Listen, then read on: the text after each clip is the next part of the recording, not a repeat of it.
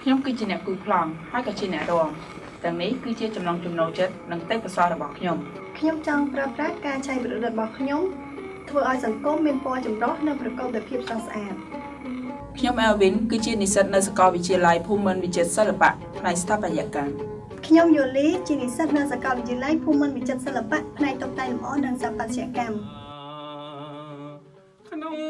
ចិត្តជ្រោខ្ញុំឈ្មោះផាលីជាគ្រូចម្រៀងមហោរីនៅអង្គការអ្នកស្ម័គ្រចិត្តកម្ពុជាដើម្បីអភិវឌ្ឍសហគមន៍ខ្ញុំនឹងយកចំណេះដឹងនិងបទពិសោធន៍ដែលខ្ញុំធ្លាប់មានមកធ្វើការផ្សព្វផ្សាយបន្តក៏ដូចជាកោះរំលើងឡើងនៅសិល្បៈវប្បធម៌ខ្មែរដើម្បីឲ្យក្មេងៗជំនាន់ក្រោយបានដឹងនិងផ្សព្វផ្សាយបន្តខ្ញុំសារ៉ាត់ជាគ្រូបង្រៀននៅអង្គការសិល្បៈខ្មែរមតានឹងប្រើប្រាស់សមត្ថភាពរបស់ខ្ញុំទៅបង្រៀនកូនខ្មែរយើងជំនាន់ក្រោយឲ្យចេះនៅមរតកមនុស្សរស់មួយនេះ